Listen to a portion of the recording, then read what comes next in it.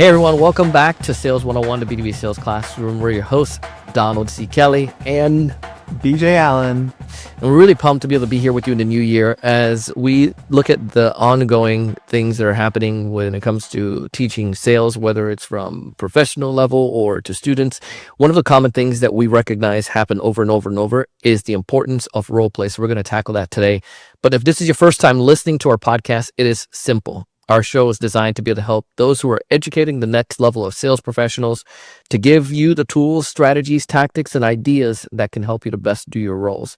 And we are pumped to be able to have you. So BJ, let's talk about this idea, role plays.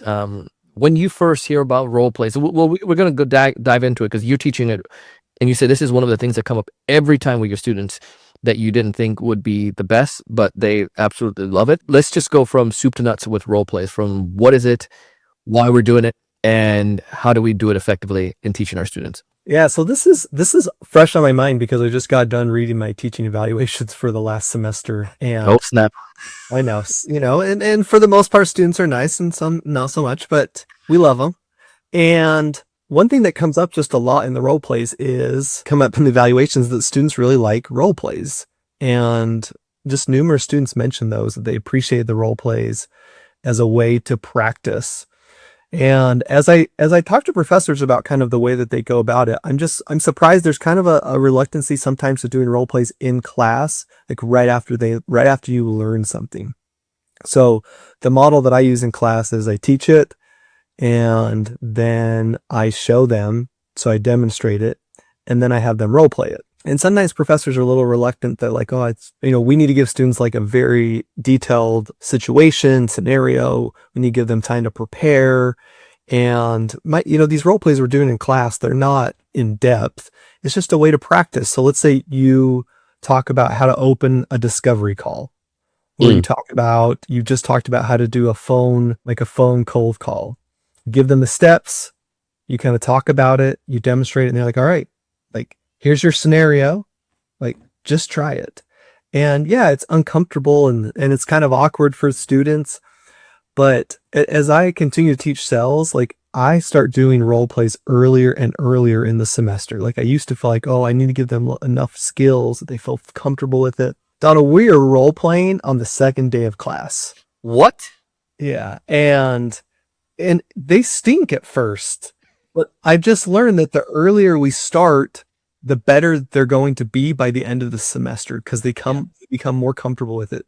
So this is what we're talking about today, not like end of class, competition role plays or grading role plays. We're just talking about in class role plays right after you teach a subject. So tell me, let's go double tap back on that. So in my initial views, when I think about role plays, when I was a first time sales rep, I hated it. I'm an outgoing person as well, but I also hated it because I felt like I was being overjudged or overevaluated. I had the anxiety of messing up in front of my peers. I had the anxiety of messing up in front of my sales leader. I didn't know what I didn't know, and all of that boiled in. So it brings certain level of anxiety to a seller, or in this case, a student, when they're doing it initially, versus those who probably have done sales and they feel like, hey, what the heck, I'm going to do that. Why are your students so happy with it? Is it because of just that they start sooner? Is that what you say the main reason why your students like the role play? Yeah, well, they're not happy about it at first.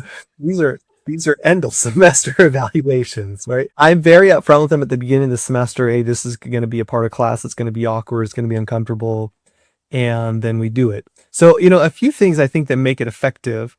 One is that we practice it right after we talk about it. So, and we always give them very specific steps at first, and we tell them they can kind of change it up and evaluate. But at first we're saying, okay, cold call. You have the introduction, you have the point of reference, then you have the personalization, you have the value proposition, then you have the call to action. And we're teaching them how to do that.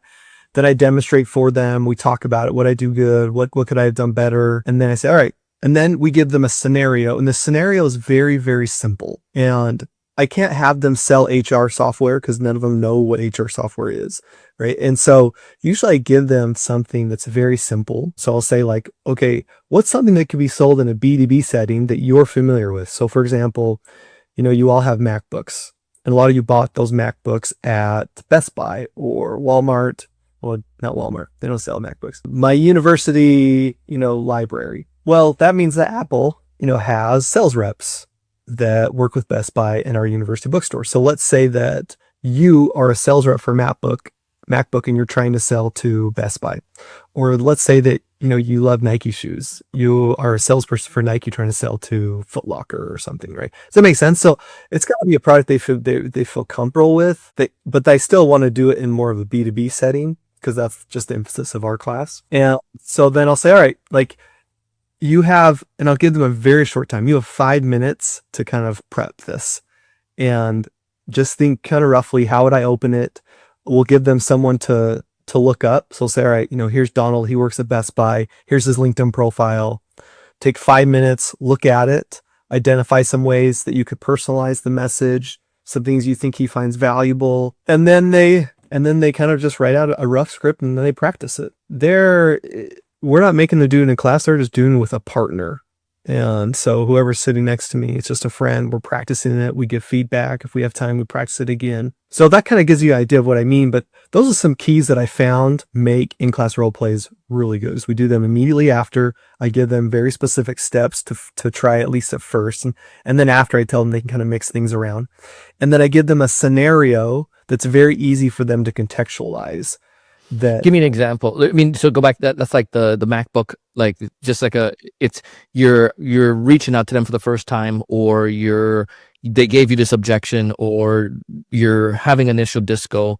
They know it's not wide, but they know right where they need to be. Is that what you mean? Yes.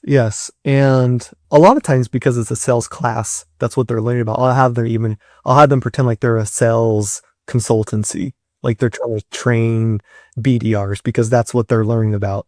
So I'll say, hey, find a sales leader on LinkedIn and we're going to practice cold calling to them. And we're going to try and sell them our sales BDR training program or something like that. Which they really like because that's what they're doing, right? So they kind of know the value of it and those type of things. So yeah, that's what I mean by contextualize.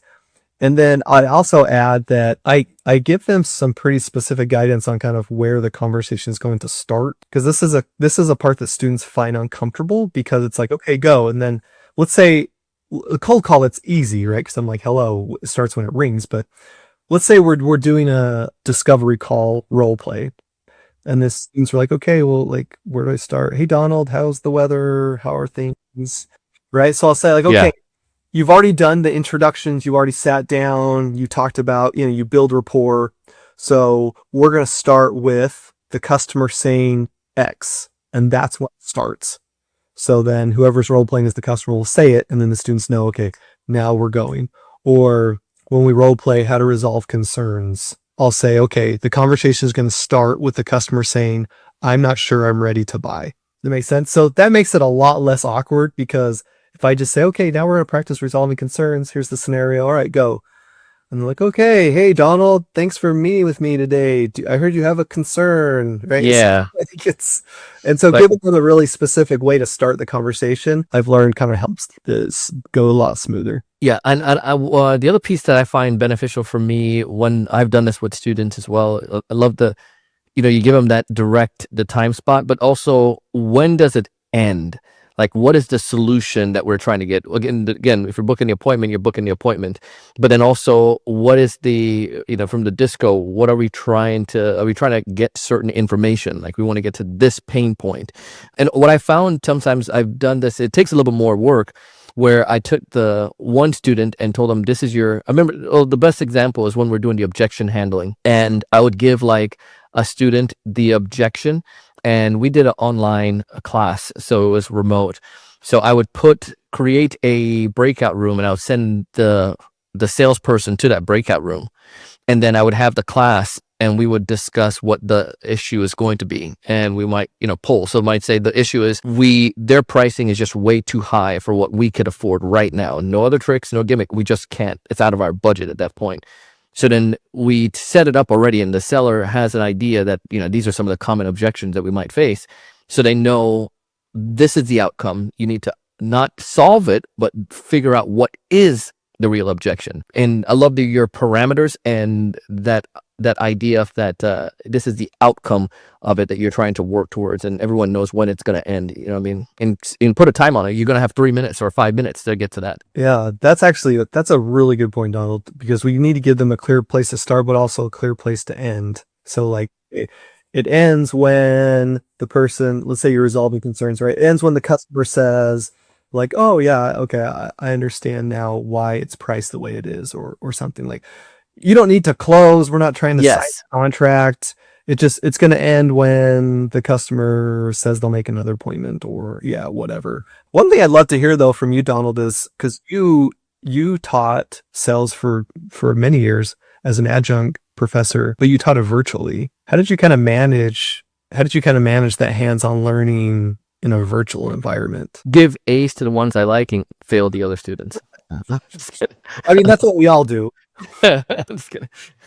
And I think, for us, it was, since I didn't have it, most of the sales that I have done over the years, especially when we work with remote teams, it's just that. And the benefit that we saw that was helpful is because the majority of sales situations nowadays, except for certain industries, on-site sales reps, they're going to be using some level of Zoom. And I think it was perfect because that's when I really started doing adjunct, was when it was the COVID era. And so we need to equip them, but also that's what we've been doing with our business, the way that we train salespeople. And I think that one of those components is, like you said, is the role play, is the practice. And fortunately for you and I, we have the sim, which helps our salespeople to have the more practical. And let me explain what that. If you're a first-time listener, BJ and I have a course with Stukent, and we have a simulation with that course, so sales students are able to practice as well as use the courseware or textbook. And if you want to get more information, you can find it in the show notes. But those components were able to help me.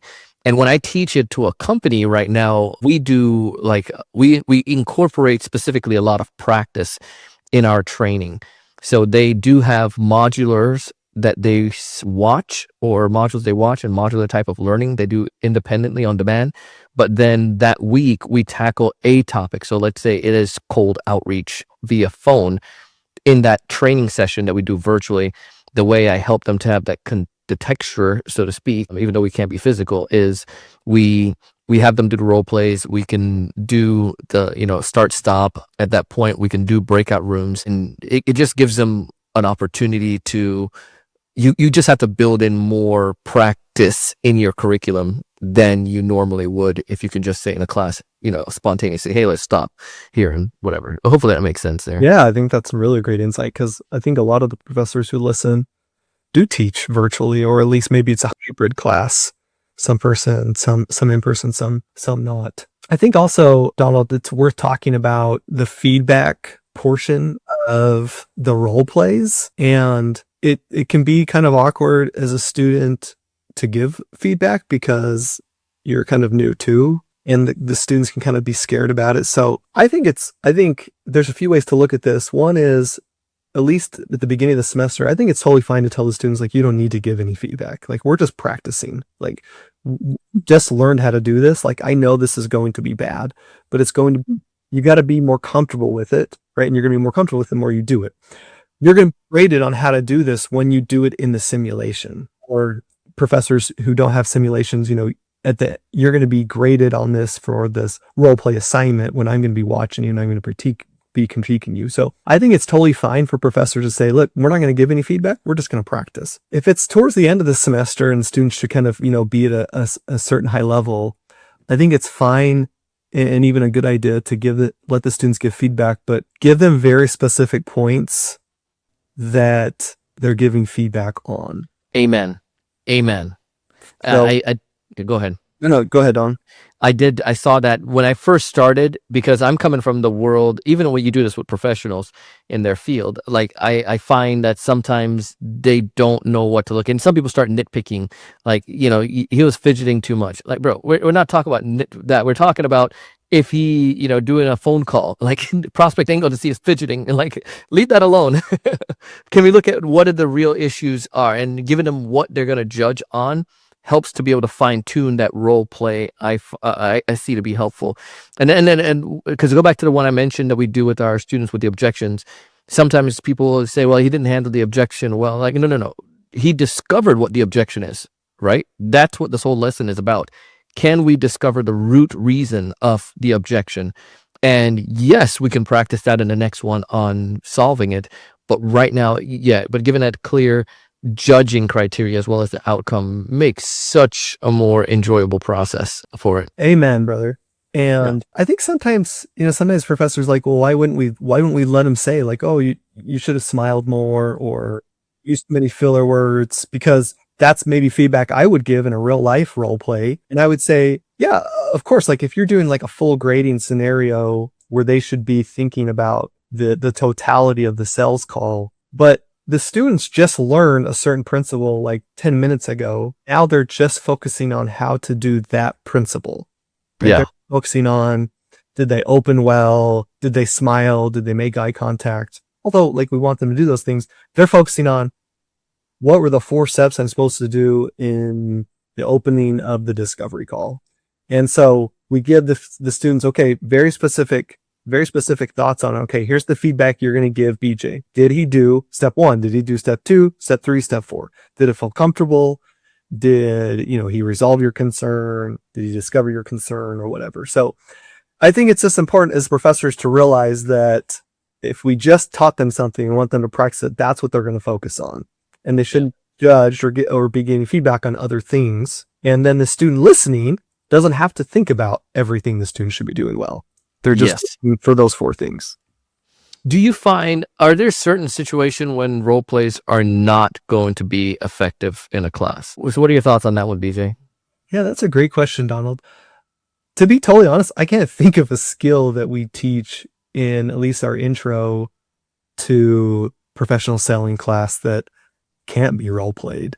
There's obviously some topics that we talk about like mindset and planning that, wouldn't really make sense to have like 20 minutes the students plan their day in class. But I think for the most part, at least the entry level skills, we can practice it. Then maybe when you get to the advanced skills, like, multi-threading, some of those type of things, maybe it's more difficult to role play in like a class scenario.